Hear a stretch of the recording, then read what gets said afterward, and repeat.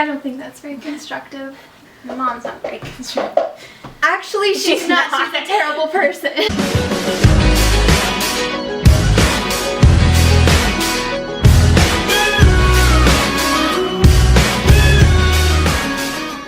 Hey guys, I'm Sky. And I'm Katie. And this is the Honesty Issue. Today we're finally doing coping tools. Coping tools! Here's the thing, we recorded it once, it was completely out of focus the whole entire time, so we're gonna try again. Okay. We've only promised this to you like for 2.5 months, but not that long. No. Yeah. No.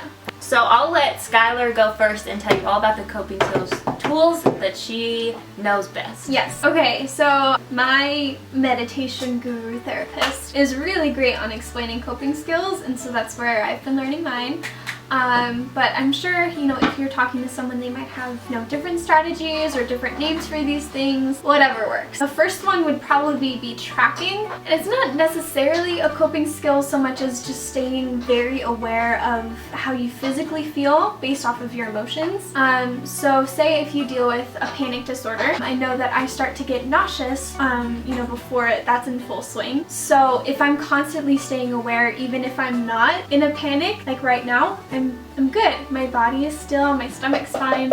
I'm sitting at Katie's table, my breathing is normal. Just staying aware of that, and then so as soon as, your physical symptoms start to change, you're aware of it, and then you can start the other coping skills. Grounding, which can help with more rational people. That brings you back to where you are right now. So if you are, lost in your thoughts, you're really upset by something, what grounding is realizing where you are. So saying out loud, I'm at Katie's table, I can feel it under my hands, I can feel the warmth from the candles that we have burning, the temperature is really nice in here, I'm sitting on a cushion, just kind of naming every color, shape, feel, temperature that's around you, and just remembering that nothing bad is happening in this moment, you're just here. Yeah, and that works really well with people with post-traumatic stress disorder that deals with like flashbacks and nightmares. Yeah, and then what works really well for me is resourcing. So what resourcing is reminding yourself of a safe place, or some place where you felt really happy. Sorry. What are you explaining?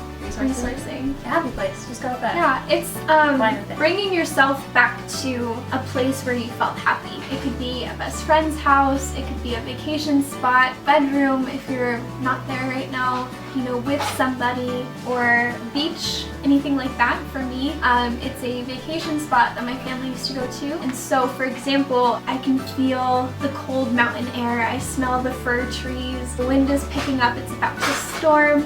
There's a lot of green around me because of the evergreens and the grass and the hills. And it's really nice. It's kind of the opposite of grounding. Yeah. Where instead of being right here, you're somewhere else. Whatever works for you. The few that I have found work best for me and Schuyler have opposite personalities. So we're always giving you like one extreme to the next extreme. Yeah. So things that always worked for me are rational thinking and radical acceptance.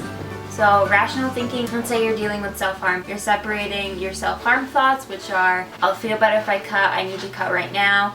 And then you have to think rationally, and it's only going to make things worse. It's not it good will to pass. hurt yourself. You just have to kind of make a two-sided column in your brain, or write it out. Just kind of rationally think of what's actually going on versus what your head is telling you. And radical acceptance is just accepting things for what they are. If something bad has happened to you, like something traumatic, you accept it and you move on.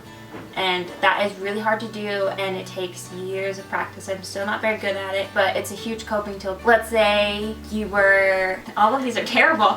Let's say you were assaulted, and years later you think, this happened, but it doesn't control my life. Like, my life doesn't need to It wasn't my fault. Revolve around my assault. I also think something good with radical self-acceptance and self-love. I know it can be really hard with eating disorders, especially. Just, you know what? Hey, my thighs aren't supposed to look that way. That's not healthy. Schuyler and I took to Google, and the two that we found that we didn't kind of already think of was, well, you said meditation. Erase that. The one we didn't really think of is journaling. Journaling can be a great way to get all of your feelings out on paper, and this isn't really keeping a journal, but if it's bad feelings, you can tear it up and throw it away, or you can burn it, and that way those bad feelings are gone and you can move on. That's why it's on paper, it's not in your head, you get it out of you, and can see then you can destroy it. Something strictly kind of for anxiety, most therapists will go over breathing techniques with you.